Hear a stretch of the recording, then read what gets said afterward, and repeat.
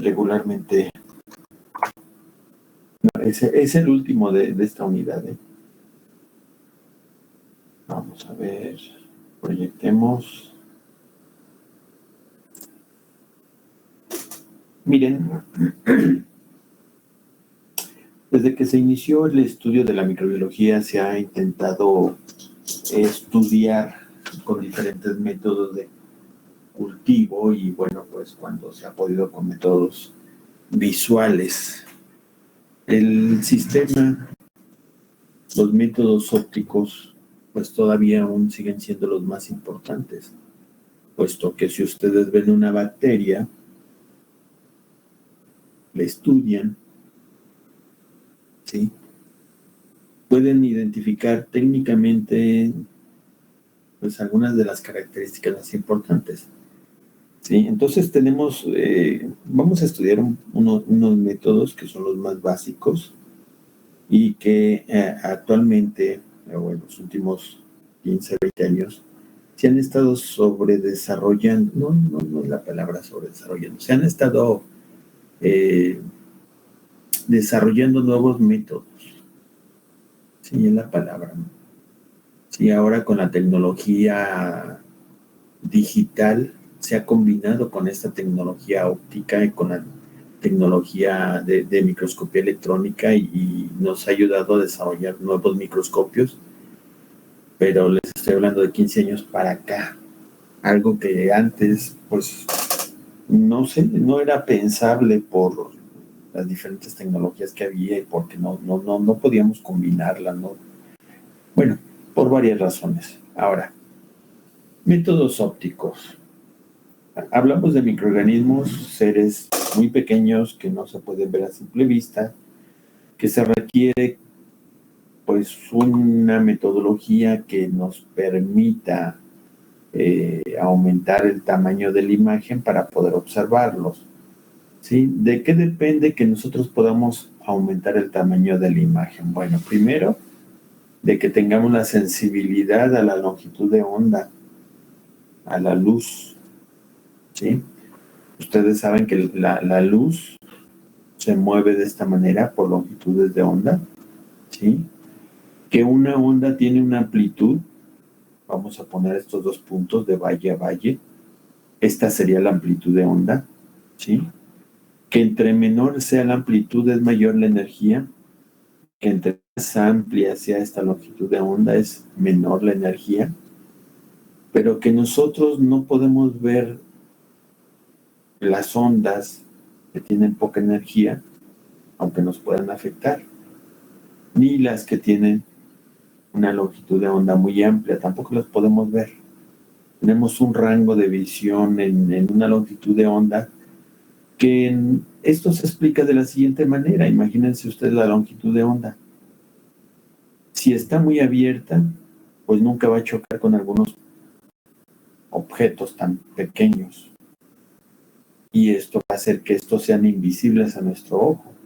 Necesitan tener cierto tamaño para que interfieran el paso de la onda y entonces nosotros los podamos detectar.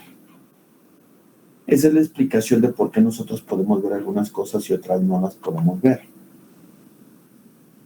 Esa característica nos lleva a que nosotros podemos observar, por ejemplo,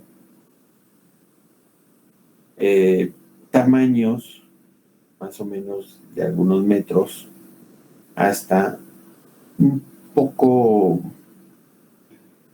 menos, digamos, de una décima de milímetro, ¿sí? La décima de milímetro son 100 micras, entonces más o menos lo que nosotros tenemos la capacidad de poder detectar. Claro que no lo vamos a ver muy claro, simplemente vamos a ver el punto, como si fuera un píxel, un punto, ¿sí? De ahí necesitamos ya ayuda para poder observar otras cosas más pequeñas y para eso se desarrolló el microscopio óptico o microscopio de luz, ¿sí? Clara. Y de ahí tenemos otros microscopios más potentes que nos ayudan a ver cosas más pequeñas como los de microscopios electrónicos, que son básicamente los dos microscopios que vamos a ver y una variante del microscopio de luz. Ahorita vamos a ver miren. La longitud de onda que nosotros podemos ver realmente es un espectro muy pequeño. La luz visible, nosotros podemos distinguir las tonalidades azules, que son las longitudes más grandes, más largas de la luz ultravioleta, del espectro de luz ultravioleta, ¿sí? Y algunas longitud infrarroja, que nosotros la detectamos como un color rojo. Todo lo que está aquí es lo que podemos observar. ¿De acuerdo? Entonces, nuestro espectro de luz visible realmente es muy corto a comparación de los espectros que se salen de lo que nosotros podemos ver.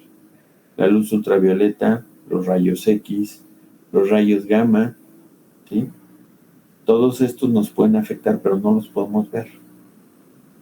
La infrarroja, los microondas y las ondas de radio son más grandes y tampoco las podemos ver.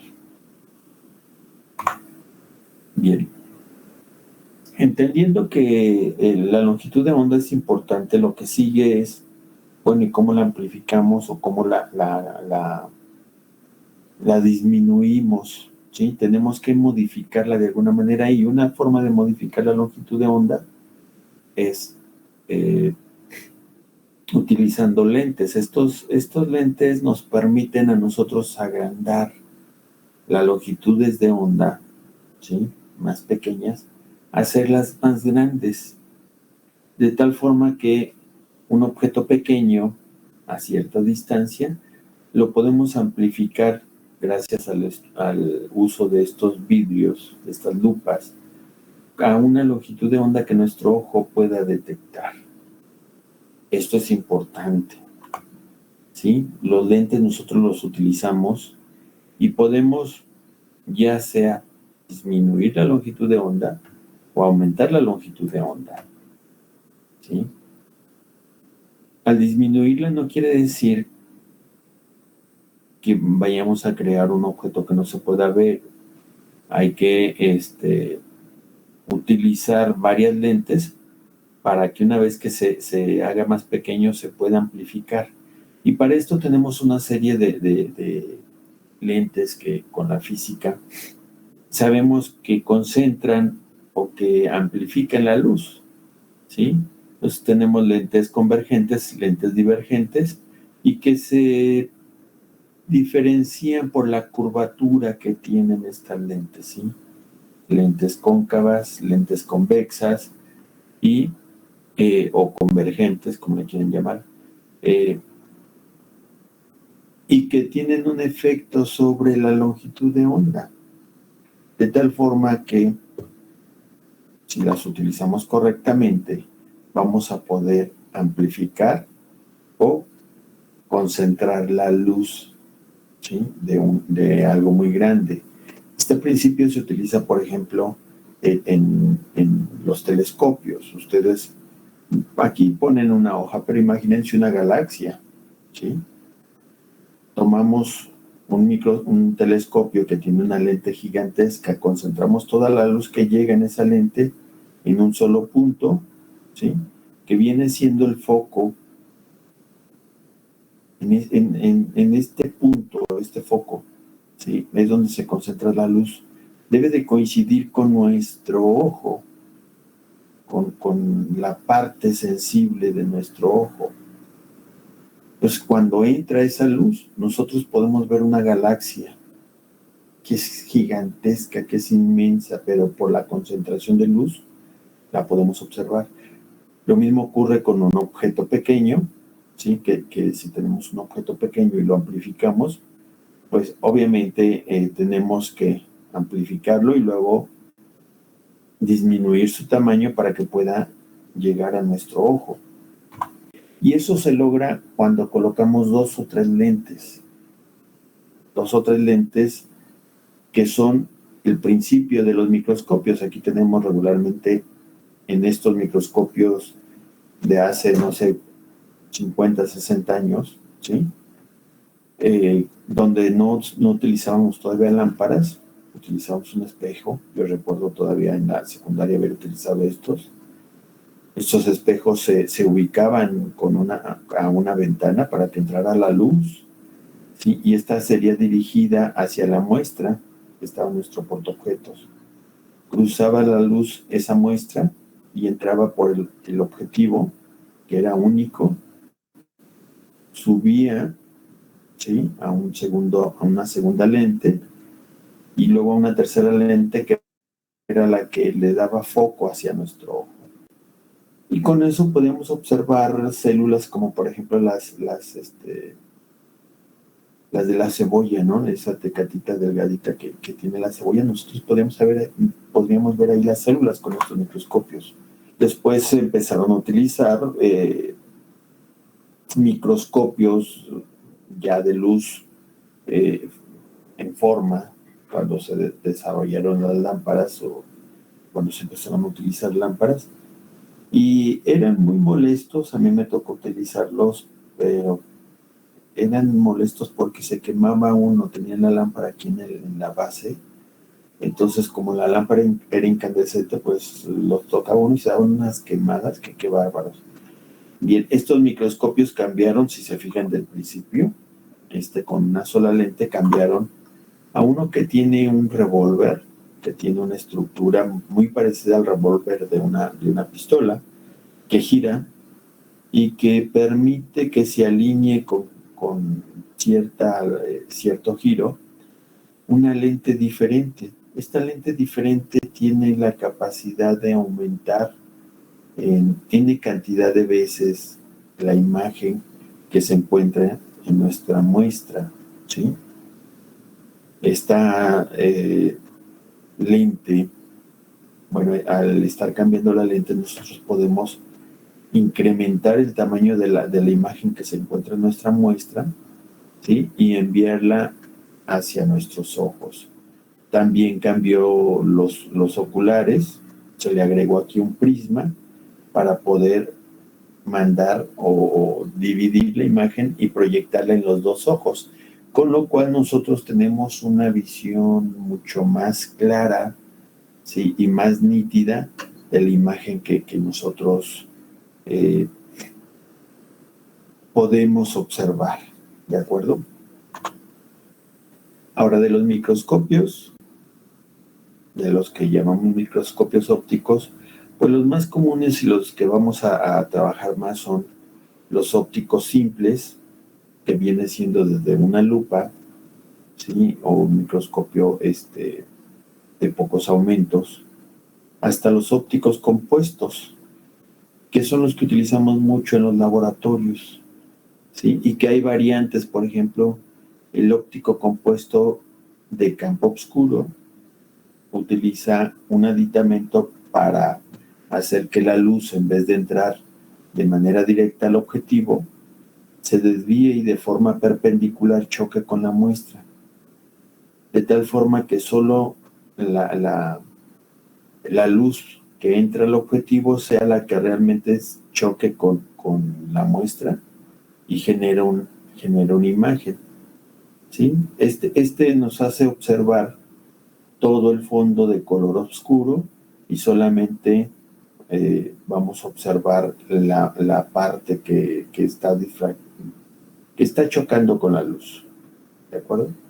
Luego tenemos una de contraste de fases. Esto significa que utilizamos varias longitudes de onda de luz visible, ¿sí?, que se proyectan sobre diferentes superficies. Básicamente se utiliza mucho en la industria, por ejemplo en la mecánica, ¿sí? Se proyectan diferentes longitudes de onda y obviamente nos revelan fracturas o cosas pequeñas. Con esa diferencia de que podemos observar con una longitud de onda una cosa y con otra longitud de onda otra cosa. Entonces nos genera una imagen compuesta, ¿sí?, que es a lo que nosotros le llamamos contraste de fases. Y luego uno donde utilizamos una luz ultravioleta, que es el microscopio de fluorescencia o de epifluorescencia. Esta longitud de onda nosotros regularmente no la podemos ver ni siquiera de manera directa porque nos dañaría nuestros ojos, pero hemos aprendido a manejarla usando sustancias como los cromótropos. Los cromótropos, perdón, son sustancias que cuando incide la luz ultravioleta sobre ellas, absorben energía, ¿sí? Son compuestos de dobles enlaces que tienen estructura orgánica, y que al absorber la luz ultravioleta, bueno, pues la transforman, ¿sí? La liberan como luz visible. Entonces nosotros hemos aprendido a crear filtros que bloquean la luz ultravioleta pero dejan pasar la luz visible, y entonces el microscopio óptico compuesto pues en realidad nos permite ver la luz que refleja un cromótropo, ¿sí? Una vez que se ha fijado a una superficie. Entonces, estos son los más básicos, y de ahí, bueno, pues tenemos los electrónicos que también nos forman una imagen, y que existen ya variantes, ¿sí? De transmisión, de barrido digital, de efecto túnel o cuántico, y que a veces podemos hacer una combinación de ellos y obtener imágenes asombrosas, ¿sí? El microscopio óptico actualmente, por ejemplo, el común, tiene dos oculares, que son los dos lentes que se encuentran aquí cerca de nuestros ojos, son los que nosotros colocamos aquí en nuestros ojos, ¿sí? Y una serie de espejos que desvían la luz desde un prisma, y el prisma se encuentra en esta parte que nosotros le llamamos cabezal, y que el prisma es el que se encarga de dividir la imagen que entra, o la luz que entra desde la muestra por el objetivo, llega a este punto y aquí se divide en dos. Y ya nada más se refleja con los espejos para redirigirse hacia nuestros ojos a través de los oculares. Bien, tiene el revólver que puede obtener varios objetivos, ¿sí? La platina, que es esta superficie que es móvil, se puede mover hacia un lado, hacia el otro, hacia adelante y hacia atrás, o hacia arriba y hacia abajo, ¿sí? Con estos tornillos nosotros hacemos ese movimiento, y no sé si alcancen a ver estos otros, está del lado, así que no creo que los vean, pero ahorita los vamos a ver más adelante. Con esto podemos mover esa platina, ¿sí? Esto está montado en una superficie, perdón, en un soporte, que es esta forma en C, ¿sí? Donde en la base se encuentra una lámpara, una lámpara que actualmente les están colocando lámparas LED, sí, pero que hace unos 10 años teníamos focos todavía, sí. Se acaban de actualizar los focos, ¿cómo se llaman estos? Los de halógeno, que también eran muy calientes, que después de 30 minutos de estar utilizando cualquiera se quemaba, sí. Y anterior a los halógenos, pues los incandescentes clásicos, que utilizaban una superficie mayor, ¿no? Bueno, entonces tenemos la fuente de iluminación, o el sistema de iluminación en esta parte, y que puede tener por aquí un condensador con un diafragma. El condensador lo único que hace es juntar la luz para proyectarla en un punto más denso, con mayor densidad de esa luz, y lo cual permite también tener una concentración de luz en ese punto de manera uniforme. Ahorita lo vamos a ver por qué. Este es el microscopio clásico, ¿eh? Ahí está el revólver. Bueno, el revólver es esta estructura, ¿sí? Es esta base que soporta a los objetivos, y cada objetivo, bueno, pues está montado de tal forma que cuando gire y se ponga en este punto, ¿sí? Justamente queda abajo la muestra y el condensador de la luz. La fuente de luz manda la luz, el condensador la concentra justamente en la muestra, y lo que entra de luz es lo que recoge el objetivo. Estos objetivos son los que tienen diferentes poderes de aumento. Es decir, por ejemplo, si nosotros tenemos un objetivo de color rojo, pues esto también nos indica que es 4X o 4 aumentos. Si es de color amarillo, va a ser de 10 aumentos, ¿sí? Si es de color azul, es de 40 aumentos. Y si es de color blanco, es de 100 aumentos. El color nos indica también el número de aumentos y es más que nada para que nosotros no andemos buscando el número.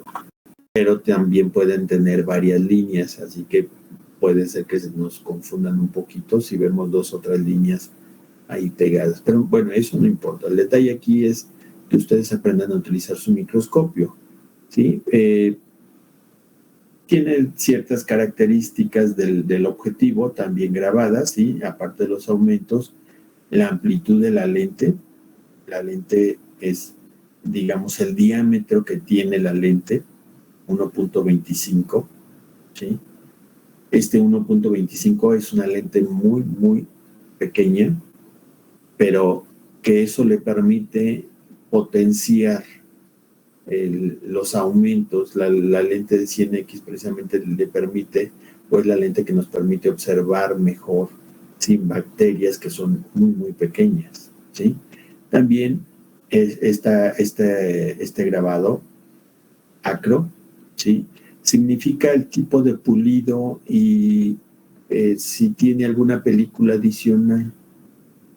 Por ejemplo, en los microscopios más modernos y actuales, esto no es acro, es apocromático, porque tienen un acabado con una película de cromo que deja pasar solamente cierto tipo de luz. Entonces ayuda a que la imagen no sea tan brillante que encandile, ¿sí? Ni sea tan opaca que no se vea. Entonces, esto ayuda a darle claridad y a darle nitidez, ¿sí? La longitud del tubo y el grosor del portaobjetos que se debe de utilizar acá, ¿sí? Es importante en algunos casos, ahorita ya no mucho, porque finalmente ya no es tan común que uno utilice diferentes grosores de portaobjetos, regularmente ya son estándar. Bien, les decía que pueden tener diferentes colores los objetivos, y eso es si es de luz estándar, si es bifásicos o de polaridad especial, ¿sí? Y si utilizan aceite, agua, glicerina entre el objetivo, ¿sí? Y la muestra.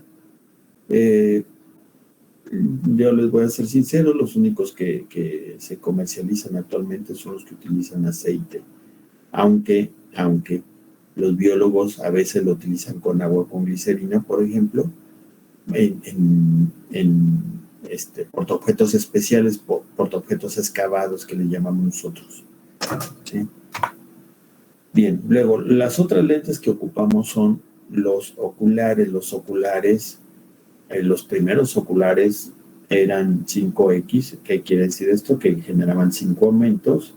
Después se desarrollaron los de 10 aumentos, los de 20 aumentos, y ahorita podemos encontrar en el mercado creo que 24 aumentos o 30 aumentos, no estoy seguro, ¿sí? Y bueno, estos oculares se montan de esta manera en un soporte que se puede abrir para, bueno, puede ser de esta forma, recto, puede ser curvo, y se abre para poder ajustar la distancia entre nuestros ojos. Hay personas que tenemos los ojos más separados que otras, entonces si fueran los oculares fijos, pues de nada serviría si tenemos los ojos muy pegados o muy, muy distantes uno de otro. Entonces, esta distancia interpupilar pues se ajusta precisamente moviendo los oculares en esta posición, si es de este tipo, o abriendo y cerrando si es de este tipo. ¿Sí? Y ahora, los aumentos reales o finales se generan cuando nosotros multiplicamos los aumentos de nuestro objetivo por los aumentos oculares o del ocular. Pues estamos utilizando un objetivo de 4x con un ocular de 10x, nuestros aumentos totales van a ser 40. ¿Sí? Utilizamos uno de 40x con un ocular de 22x, nuestros aumentos totales son 880 veces el tamaño de la muestra. ¿Sí? De tal forma que eso nos lleva a tener aumentos mucho mayores actualmente. Por ejemplo, el de 100x, que es el que se recomienda para ver bacterias, pues si lo utilizamos con un objetivo de 15x, son 1500 aumentos, con lo cual podemos ver perfectamente. Arriba de 1000 aumentos podemos ver las bacterias, ¿sí?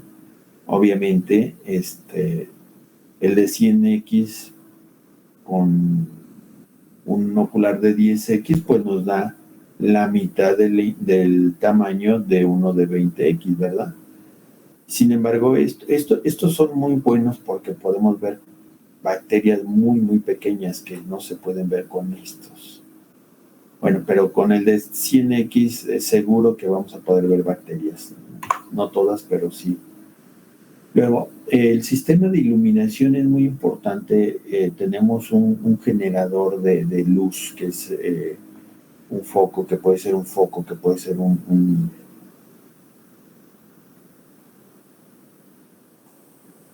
que puede ser un foco LED, que puede ser un foco incandescente, ¿sí?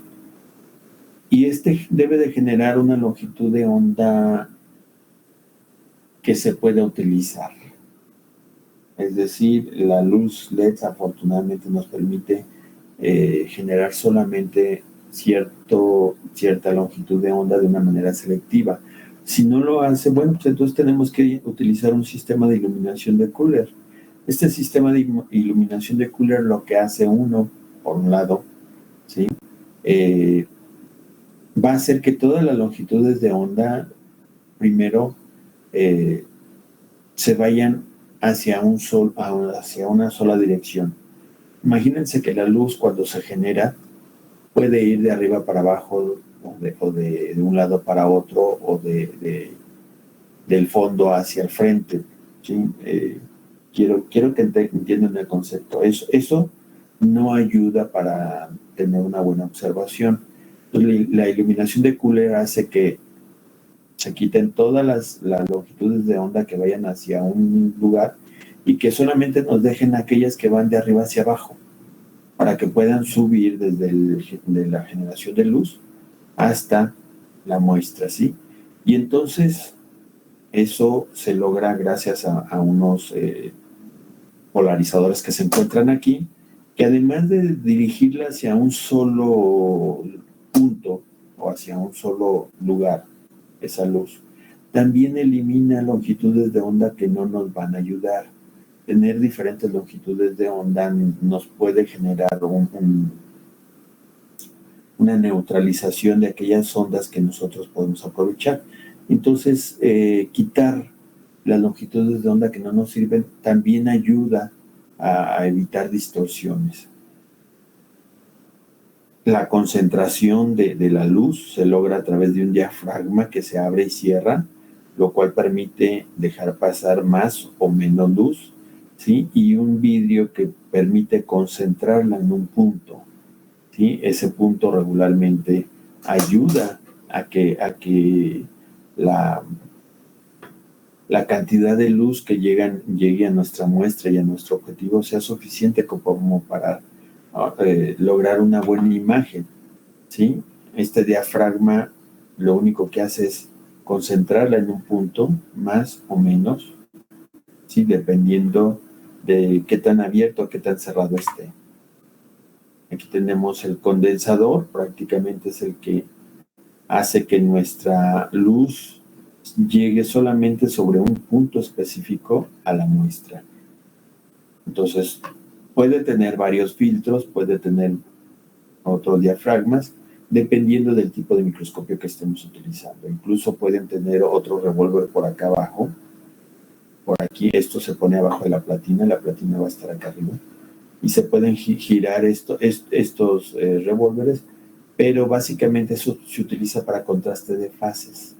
No siempre lo tienen los microscopios. Con el sistema de iluminación de Kühler, esto que les estaba explicando, de que quita la luz que va en direcciones diversas y deja solamente la que sube, igual la longitud de onda que no son útiles también las quita. Lo único que logramos es esto. Esto es lo que veíamos cuando no teníamos la iluminación de Kühler. Áreas oscuras, ¿sí? Distorsiones conforme se iba perdiendo la luz a los bordes de la imagen, ¿sí? Y vean lo que se logra con la iluminación de Kühler. Prácticamente todo el campo visual tiene la misma cantidad de luz y por lo tanto podemos ver una nitidez mucho mayor en esta imagen que en esta, ¿sí? No se va distorsionando conforme se va alejando del centro.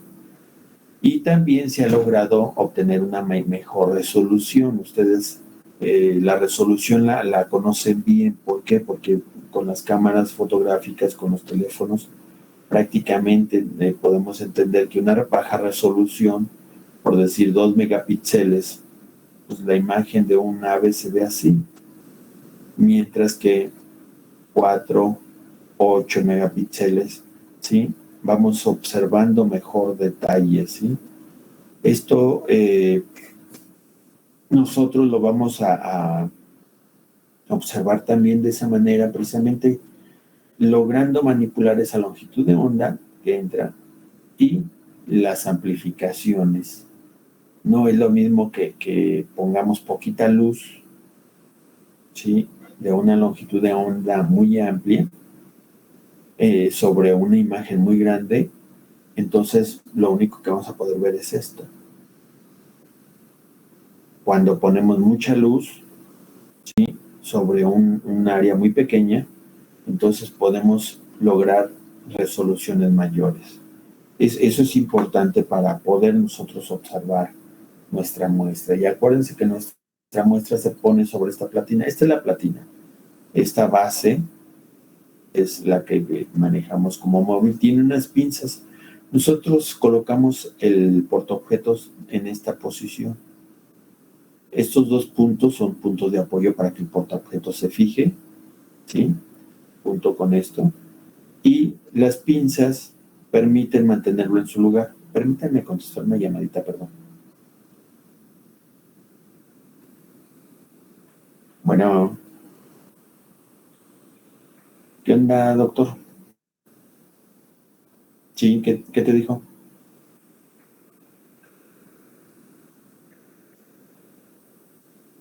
Ok, entonces el lunes, mira, ahorita estoy en clase y ya tenía un compromiso, pero el lunes voy. El lunes tengo que ir de todos modos a recoger el del banco de sangre, el de terapia de transfusión. ¿Cómo ves? ¿O quieres que tiene que ser hoy? Pregunta. ¿Sí? Órale, órale, sale. Órale, nos vemos. Bye. Perdón, estos directivos. Bueno, esta es la platina. Les decía, aquí se coloca nuestro portaobjetos y esta pinza que abre y cierra, ¿sí? Mantiene en su lugar la laminilla. ¿Sí? Aquí la vemos de otra forma. Se apoya en este punto, la laminilla. ¿Sí? Y este es, ahora sí que el condensador, no sé si alcance a ver este vidrio que se encuentra aquí, es a través del el que pasa la luz ya concentrada y la proyecta directamente en la laminilla. Nosotros podemos mover la laminilla gracias a estos tornillos, ¿sí? Hacia un lado y hacia otro, o hacia arriba y hacia abajo gracias a estos tornillos, estos de acá, ¿sí? Y entonces lo que vamos haciendo es moviendo nuestros tornillos para poder elevar o bajar nuestra muestra. Perdón, esta me la volé, por eso tiene eso. Estos tornillos se llaman macro y micrométrico, ¿sí? Y nuestra muestra, ¿sí?, que puede estar así, nos permite ajustarla siempre y cuando sigamos estos pasos.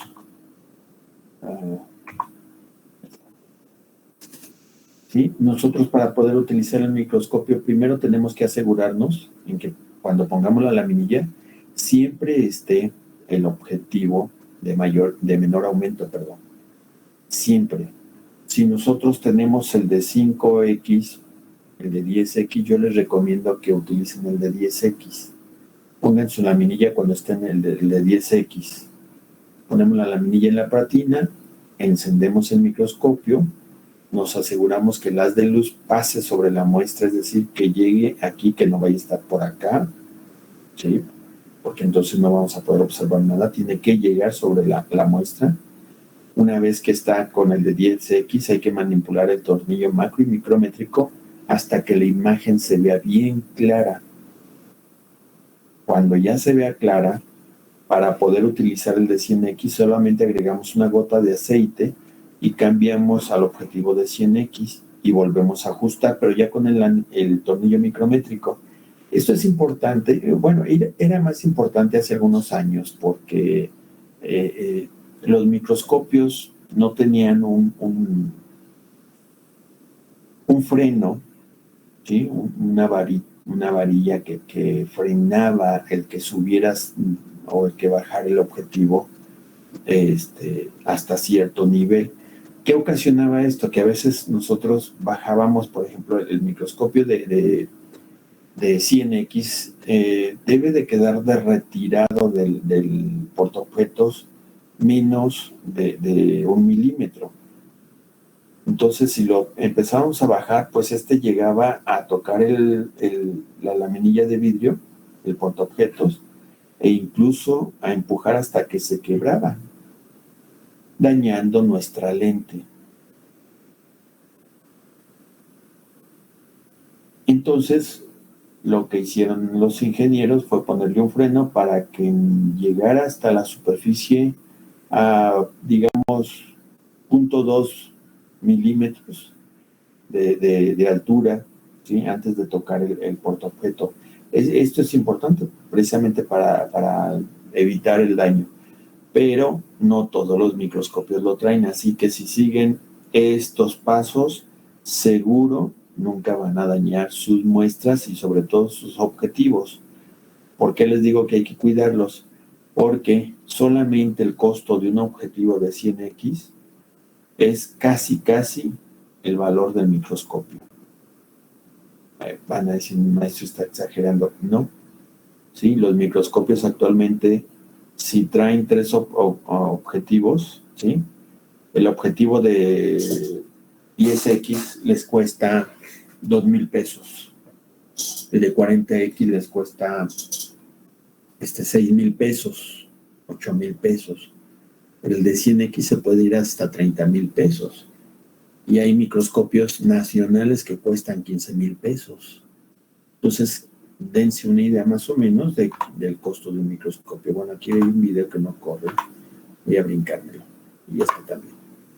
Ahora, con este objetivo nosotros podemos utilizar una tinción, en este caso la tinción de Gram, para poder observar las bacterias. Ustedes ya conocen la tinción, ¿sí? Y con eso nos permite nosotros observar, este es un aumento de 100X, podemos observar restos celulares y bacterias. Ven, aquí está un leucocito, a otro, ¿sí? Y podemos observar bacterias en el interior y en el exterior, ¿sí? Aquí vemos otras. Esto es lo que se observa con un microscopio de campo claro, ¿sí?, o de luz visible, con el objetivo de 100X. Este no es tinción de Gram, pero podemos ver las bacterias. Aquí hay uno de contraste de fases, pero no se ve muy bien. ¿Sí? Estas ya las habíamos visto.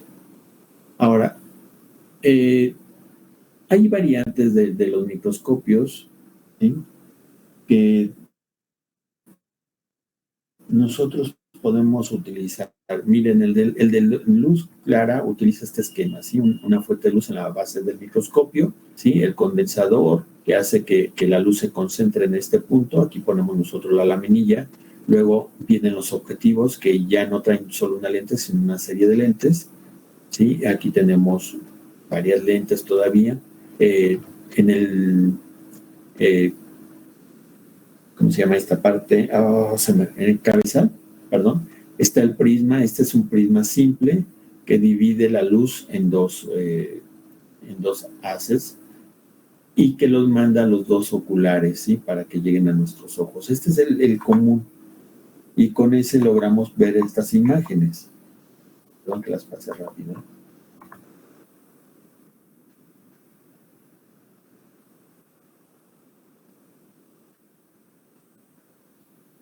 Como la bacteria, esta es una célula, otra célula. Y este es un absceso. Vean aquí también eritrocitos, espiroquetas. Mycobacterium tuberculosis, no se ve muy bien acá.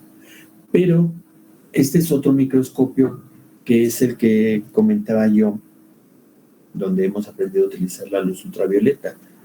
Tenemos nuestro sistema normal, en la base del microscopio, la luz visible, ¿sí? Un condensador que nos lleva la luz hacia el objetivo y sube hasta un prisma, ¿sí? Este prisma divide nuestro haz de luz en dos para los oculares.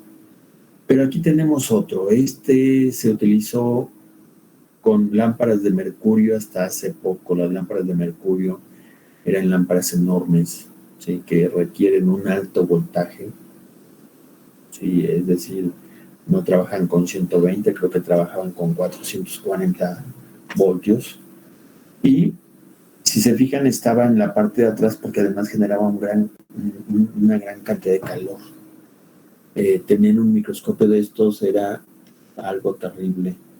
Primero porque era costoso, es decir, la pura lámpara de mercurio andaba como unos 120,000 pesos. El microscopio completo andaba por ahí en el orden de los 600, 800,000 pesos. Entonces, esto generaba una buena cantidad de luz, claro que se filtraba, solamente dejaba pasar la luz ultravioleta por este tubo y luego un espejo especial o un prisma especial, mejor dicho, mandaba la luz hacia el objetivo. Esta luz ultravioleta, a diferencia de la generada como luz visible que subía, esta tenía que bajar a través del objetivo, chocar contra la muestra, ¿sí? Y lo que recogía el objetivo era la luz visible que se emitía después de la excitación con luz ultravioleta. Esa subía, ¿sí? Pasaba a través de varios filtros que quitaban prácticamente la luz ultravioleta y permitía solamente subir la luz visible hacia nuestros oculares. Entonces no corríamos el riesgo de que nos fuéramos a quedar ciego con la luz ultravioleta, que la luz ultravioleta nos puede dejar ciegos, ¿sí?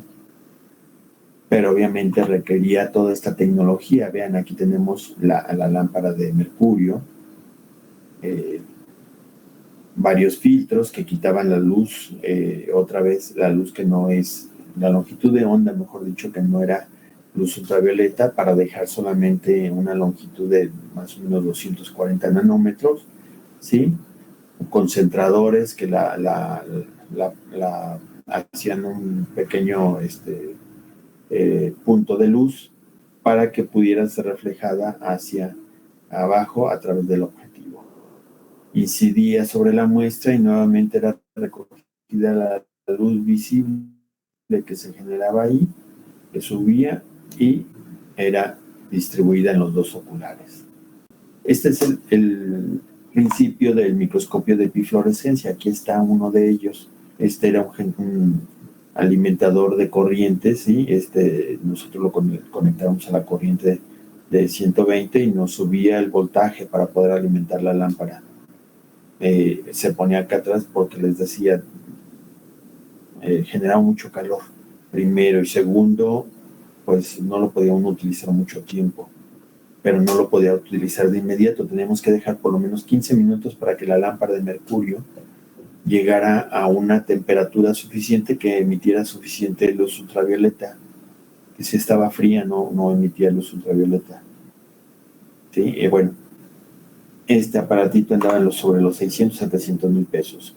Y obviamente teníamos que quitar la luz que no era la que nosotros estábamos ocupando. ¿De acuerdo? Ahora, ¿cómo se utilizaba el microscopio de epifluorescencia? Pues lo primero que teníamos que hacer era nosotros poner lo que se llama cromótropo, ¿sí? Una sustancia que se excita con la luz ultravioleta, ¿sí? Porque tiene dobles enlaces. Recuerden que los dobles enlaces absorben energía. Los electrones de esos dobles enlaces, a la hora de absorber energía, suben de nivel cuántico, y a la hora que se desprenden de esa energía para regresar a su nivel normal, pues la emiten en forma de luz visible. Y ahí tenemos un compuesto muy, muy importante, que es la fluoresceína. Este compuesto orgánico, es decir, este compuesto que tiene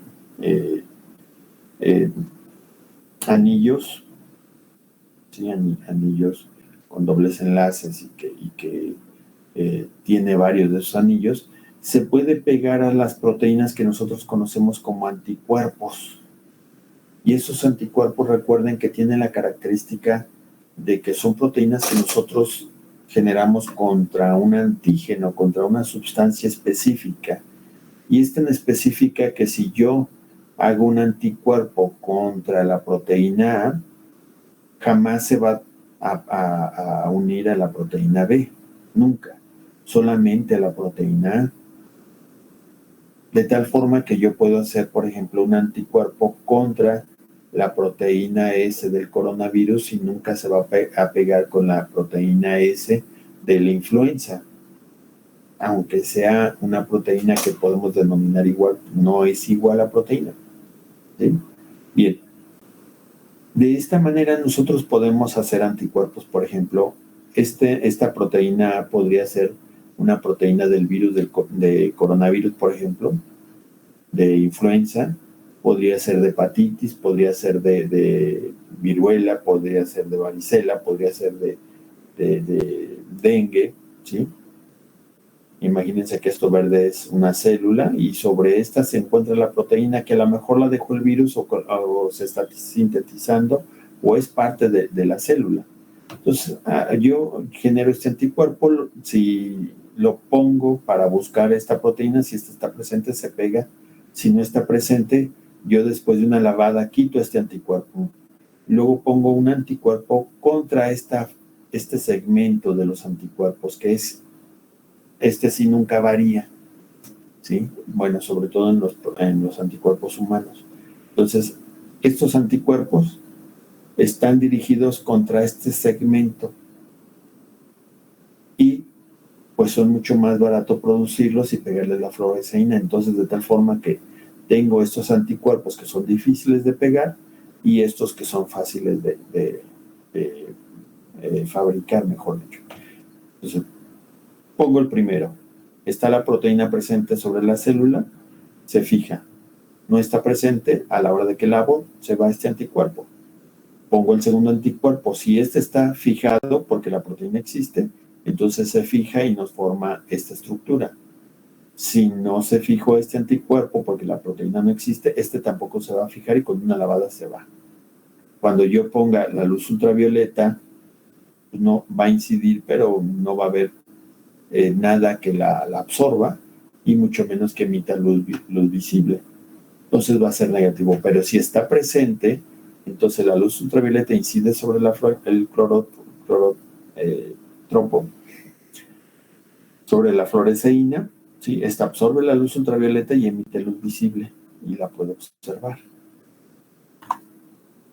Esto nos sirve para diferentes usos. Miren, por ejemplo, para las personas que tienen problemas de autoinmunidad, es decir, que su propio cuerpo está generando anticuerpos contra alguna proteína de sus células. Y aquí tenemos, por ejemplo, para detectar lupus eritematoso. Aquí utilizamos varios cromótropos. Primero la fluoresceína, que nos genera este color verde, la rodamina, que nos genera el color rojo, y el bromuro de itropio, que nos genera el color azul, ¿sí? Que nos tiñe los núcleos. ¿Sí? La fluoresceína también nos tiñe los núcleos, pero cuando se utiliza pues es más intenso, ¿verdad? Bueno, así lo vemos, de tal forma que nosotros podemos observar cuando, si dirigimos un anticuerpo especial contra una proteína, cuando nos genera el color verde, quiere decir que está presente. Si no lo generara, o por ejemplo en esta célula, pues no está, pero en esta hay mucho, ¿sí? Entonces ahí podemos darnos cuenta si está positivo o no. Miren, esta es otra para buscar el virus de la influenza. Aquí tenemos células de la faringe que obtenemos igual que como se hace la prueba para coronavirus. Se obtienen estas células, se ponen los anticuerpos contra la proteína S de la influenza y estos se van a fijar siempre y cuando el virus haya dejado sobre la superficie de la célula. Esta proteína se va fijando. Entonces ponemos el anticuerpo, se fija y cuando ponemos luz ultravioleta, pues esta incide y vean cómo hace brillar dónde se fijaron los anticuerpos. Entonces, esto nos permite detectar, uno, estas células no están infectadas, pero estas células sí están infectadas, definitivamente. Pues con esto podemos decir nosotros que este paciente tiene influenza, que lo podemos hacer para otros virus o para otras bacterias, ¿sí? Vean este ejemplo, este es para el virus sincicial respiratorio, otro virus que nos genera neumonía como el coronavirus. Entonces, este método, la luz ultravioleta obviamente no tiñe el campo. La rodamina nos tiñe los núcleos y es la que nos permite observar que hay células ahí. Y la fluoresceína va dirigida con el anticuerpo específico hacia una proteína de lo que nosotros andamos buscando. Pues, cuando los encontramos así, es cuando decimos que está positivo. Si no existiera ningún color verde en ninguna de estas células, diríamos que este paciente no está infectado con virus sincicial respiratorio o coronavirus. Ahora, al final, vamos a ver el microscopio electrónico. El microscopio electrónico es un equipo que hace algunos años pues era muy sofisticado. Yo recuerdo cuando estaba estudiando, 26 años, 27, el microscopio electrónico abarcaba dos salones parecidos a los que nosotros tenemos ahí en Pharma, pero en la UNAM, que era la única universidad que tenía un microscopio electrónico en México. Ahora esto es equivalente a 2 escritorios como los que nosotros utilizamos ahí de profesores en la escuela. Entonces este es un equipo ya mucho más pequeño, ¿sí? Más sofisticado, con más tecnología, con tecnología digital que nos permite trabajar más rápidamente y mejor. Y realmente es muy manejable, mejor dicho, mire, ¿sí? Y bueno, las muestras en estos microscopios nosotros no las manejamos en laminillas de vidrio, lo que hacemos es colocarlas en metal, regularmente son pequeños segmentos de aluminio, ¿sí? Que vienen siendo como nuestro portaobjetos.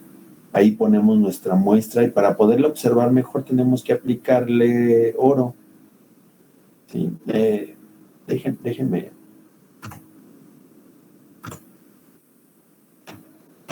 ver si puedo proyectarles un pequeño video, ¿sale?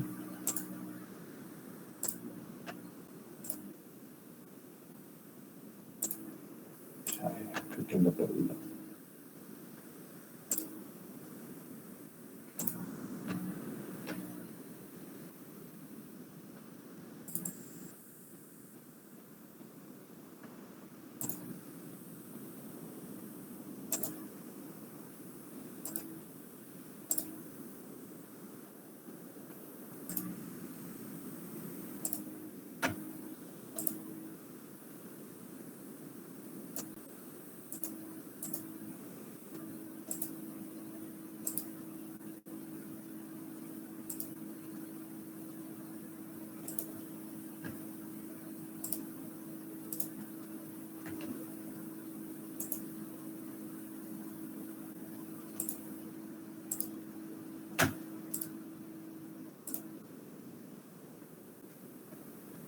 Ahí se ve, ¿verdad?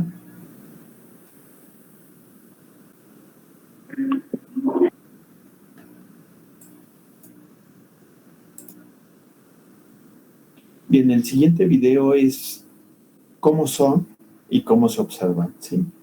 Van a ver cómo se pone esa capa de oro a las muestras y cómo se ponen esas muestras para poder estudiarlas en estos microscopios. Voy a quitar los audífonos para que puedan escuchar el audio y al chavo del Instituto Tecnológico de Monterrey para que lo puedan observar, ¿sale?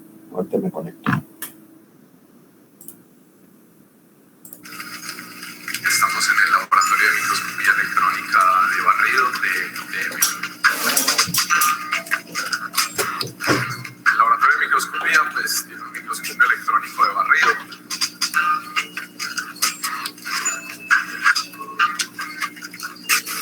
Esos microscopios con los que estamos más familiarizados se llaman microscopios ópticos y trabajan con luz. Ya no estamos utilizando luz visible, que es lo que normalmente utilizamos para ver. En este microscopio utilizamos electrones. Además de eso, ya las lentes no son sólidos, sino que usamos lentes electromagnéticos. Para poder trabajar con electrones, pues necesitamos condiciones muy especiales. Lo primero es que los electrones no pueden interactuar con nada en su camino a medida que van llegando hacia la muestra. Entonces, eso tiene una implicación muy grande y es que esto tiene que estar en un ultra alto vacío. Y en esa presión o en ese vacío es en lo que se encuentra nuestra columna. Luego acá tenemos la muestra en una cámara. Acá es donde nosotros tenemos contacto con el microscopio. Ponemos la muestra. Esto siempre va a estar abriendo, cerrando una válvula para dejarnos sacar o meter la muestra. Y eso es lo que nos permite a nosotros llevar la muestra ya. Nosotros trabajamos con electrones, requerimos que los electrones lleguen a la muestra, interactúen con ella y vuelvan y salgan. Pero normalmente las muestras, a no ser de que sean metales, no son conductoras. Entonces necesitamos que esas muestras nos conduzcan los electrones. Entonces, para que conduzcan, les hacemos un baño en oro. Y para eso entonces lo vamos a llevar al equipo que se conoce como el Spattery. Esa es la descarga del plasma. Ahí es donde estamos haciendo un baño de oro a esas muestras que están ahí girando.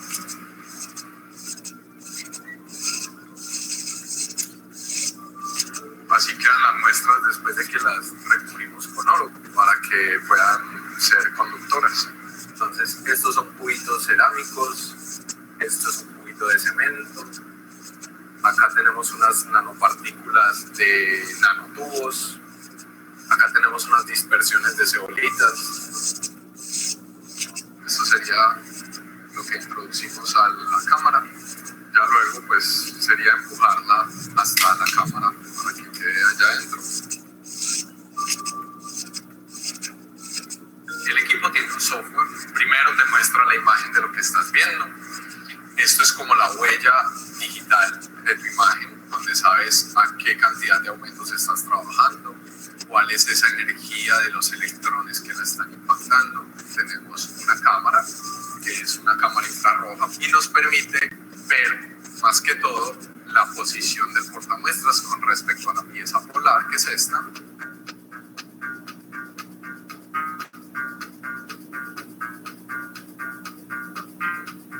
Esto es literalmente un joystick, igual que el que te permite en cualquier momento moverte sobre la muestra, cambiar posiciones en X, en Y.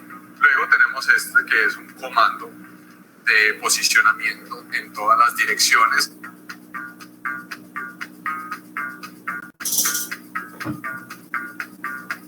Este es el otro control, o el control principal, con el que podemos hacer los aumentos, es decir, nos acercamos o nos alejamos de cada una de las muestras, enfocar o desenfocar nuestra imagen.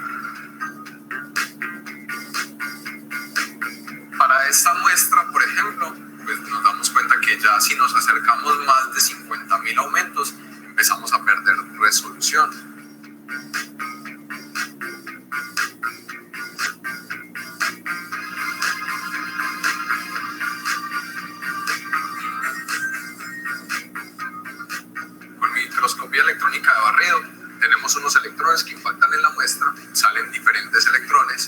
diferente información podemos obtener de cada uno de ellos.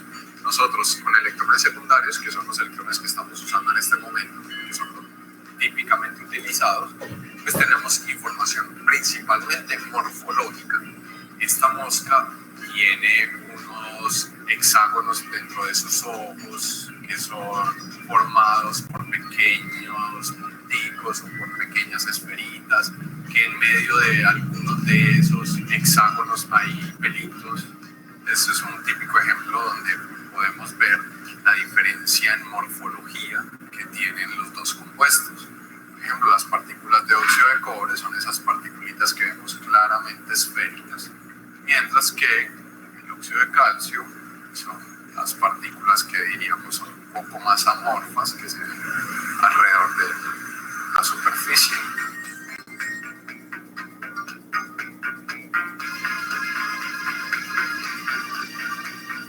Esa es la imagen de una fibra óptica. Esa es una zeolita. Eso es un cemento.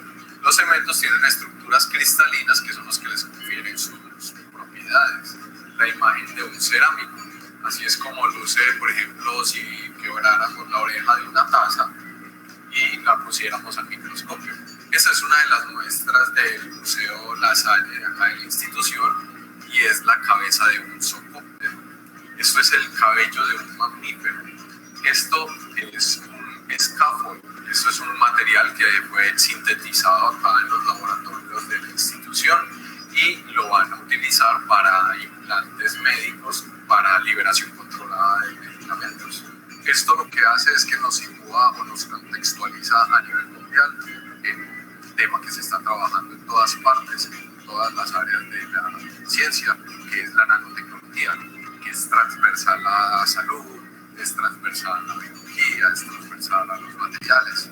Entonces, con este tipo de sistemas pues, podemos incursionar en cada uno de esos ámbitos. Pues, tenemos la diversidad desde biología hasta óptica, hasta ciencia de los materiales, la catálisis, la química. Tenemos todas las ciencias soportadas por un equipo como este.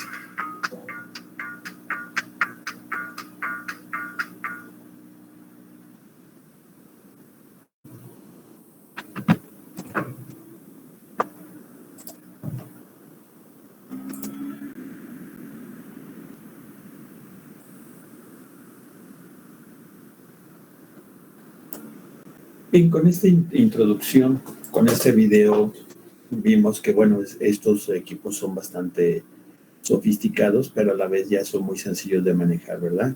Que las muestras las tenemos que recubrir con oro o con cobre. La mayor parte de las veces se utiliza oro, ¿sí? Aunque es caro. Y nos permiten sobre todo ver, observar las superficies, ¿sí? De objetos, de cosas. Aquí tenemos, por ejemplo, un insecto. Y con la luz visible se puede ver a través de él, pero con el microscopio electrónico se ve toda su superficie y todos sus rasgos. Vean cómo se pueden observar aquí. Vean un eritrocito, cómo podemos ver la forma cóncava que tiene el eritrocito, la forma circular, y en este caso algunas proteínas que se pegan en la superficie, o estas, ¿cómo se llaman estos? Se me fue el nombre. Ahorita ustedes me acuerdan, ¿sí? Y vean, podemos ver a las bacterias con sus pilis, ¿sí? Diferentes formas o estructuras bacterianas. Vean. Incluso por aquí logramos ver una bacteria que tiene pegada algunos virus y algunas estructuras internas de estas bacterias. Esto no es tan fácil de observar, pero en ocasiones se puede ver. Con estos microscopios además se pueden ver virus, lo que los virus ya no los podemos nosotros observar con un microscopio de luz visible, ¿sí? Ya lo que tenemos que utilizar es estos microscopios de electrónicos, y que, por ejemplo, un baño de oro simplemente nos hace ver estas estructuras. Vean, este es un virus de la influenza, ¿sí? Esta es la forma clásica del virus de la influenza, y esos piquitos que se le ven saliendo son las espículas, la proteína S que también tiene el virus de la influenza, ¿sí? Y que le da la forma característica. Y este es un virus del ébola. El virus del ébola, bueno, es un virus muy letal, ¿sí? Y aquí está su imagen en un microscopio digital. Lo único que hacen es, pues, obviamente, darle color, darle forma, darle profundidad, y con eso se puede observar un poquito mejor, ¿sí? Aquí tenemos, déjenme proyectarlo porque lo tengo en chiquito, pero aquí tenemos un virus de HIV, ¿sí? Donde podemos ver este cono que se ve aquí en el interior, ¿sí? Es una nucleocápside, es un contenedor donde en el interior se encuentra el material genético, ¿sí? Tenemos una capa externa, este es un virus envuelto, es una capa externa. Regularmente es parte de la membrana de las células que infectan, y sobre ellas se encuentran estas protuberancias que son la proteína GP120, que es equivalente a la proteína S en el coronavirus o de la influenza, ¿sí? Son esas proteínas que buscan dónde unirse, que buscan sitios blancos para unirse. Bueno, esta GP120 es la que busca dónde unirse, ¿sí? La envoltura, esta capa, ¿sí? Y en el interior esta nucleocápside donde se encuentra el material genético. Acá abajo vemos uno de parainfluenza, un virus de parainfluenza. Si se fijan, no tiene tantas proteínas en la superficie y tiene por aquí el material genético enrollado. ¿Sí? Vean la diferencia entre virus. Y estos son fagos, son virus que afectan bacterias. Tienen una cabeza hexagonal, un cuerpo largo con estas proteínas que son las que buscan precisamente los sitios blancos. Pueden tener varias y se pegan a la bacteria de esta manera, ¿sí? Infectando a las bacterias, ¿sí? Para poder replicarse. Vean, esta es una fotografía muy bonita donde vemos muchos fagos pegados a esta bacteria, ¿sí? Toda esta parte se queda fuera de la bacteria. Lo único que inyectan estos fagos es el material genético. El material genético se replica y aquí de este lado ya está destruida la bacteria. Ya el virus hizo la parte lisogénica, la parte de destrucción de la bacteria, para salir todos estos fagos. Son replicaciones de los fagos iniciales que estaban infectando. Aquí tenemos otra microscopía electrónica ya digitalizada, ya si se fijan podemos ver los pilis, ¿sí? La forma, cómo algunas se están dividiendo y cómo algunas otras se están tocando. Posiblemente ya estén pasándose información genética. No sé si tengan alguna duda, si les quedó alguna duda, o quieran hacerme algún comentario. Sí, la microscopía es un área muy bonita. Yo siempre he creído que en Pharma debería de haber por lo menos unos 5 microscopios de epifluorescencia y por lo menos uno de microscopía electrónica. ¿Por qué no los hay? No es por falta de dinero, porque ya no son tan caros como hace algún tiempo. El Hospital Civil tiene uno y tiene un presupuesto, yo creo que quizás un poquito más grande que Pharma, pero yo creo que Pharma tiene presupuesto para eso. Por alguna razón no se tiene. Preguntas. ¿Qué no se entendió? ¿Qué les hace falta? A ver, Diego, adelante. Sí, yo solo dijo que se podían recubrir las muestras con oro y con cobre. Con cobre. Utilizan más eficaz. Sí, el cobre, aunque es buen conductor, la molécula de cobre es más grande y genera distorsiones. Pues el oro se pega perfectamente bien y lo podemos observar muy bien. Ahora, en muestras orgánicas, y esto deben de tenerlo bien claro, en muestras donde hay bacterias, donde hay eritrocitos o células, pasar una corriente eléctrica es equivalente a quemarla. Entonces hay que tener mucho cuidado y hay que estudiar mucho, sobre todo, qué cantidad de oro se pone sobre la superficie para poder observar los detalles y a la vez que te sirva la muestra. ¿Sí? Entonces, hay que trabajar mucho, hay que hacer una especialidad, de hecho, en microscopía electrónica. aquí en la universidad, el Instituto de Investigaciones Metalúrgicas tiene 2 microscopios de esto, y la UNAM, allá en el campus ¿cómo se llama? Bueno, en el campus que está aquí, la UNAM tiene otro microscopio electrónico, ¿sí? A ver si ahora, si regresamos rápido a clases presenciales, pudiéramos dar una visitada a algunos de esos microscopios para observar cómo funcionan, ¿sí? Y observar cómo nosotros los podemos utilizar, porque muchos de ustedes pueden hacer una maestría, un doctorado utilizando esos microscopios y encontrando características que de otra manera no podrían hacerlas, ¿sí? Entonces, bueno, ya me pasé de la pregunta. La idea es de que sí se utiliza el oro, perdón. ¿Alguien más?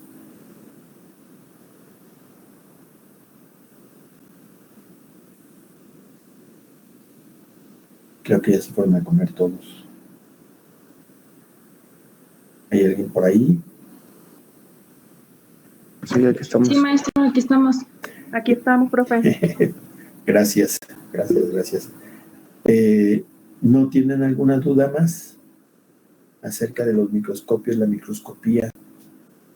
Hay otros métodos de estudio de bacterias, como es las técnicas de reacción en cadena de la polimerasa.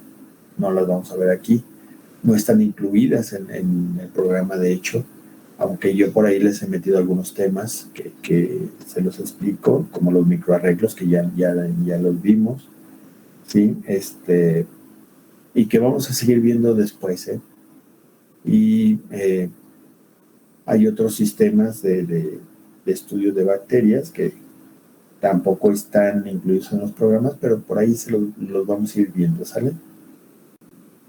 ¿Dudas? ¿Comentarios? ¿Cuentos? ¿Chistes? No, ninguna, maestro. No, profe. No, profe. Ni hablar, entonces. Bueno, pues vamos a dejarla hasta aquí para irnos a comer. Nos vemos el martes próximo, ¿verdad? Sí, profe. Sí, Sí, maestro. Muy bien, muchachos. sí, Pues maestra. descansen y pásense un bonito fin de semana. Gracias, profe. Gracias, profe. Igualmente. Gracias, profe. Cuídense. Muchas gracias, profe. Bye.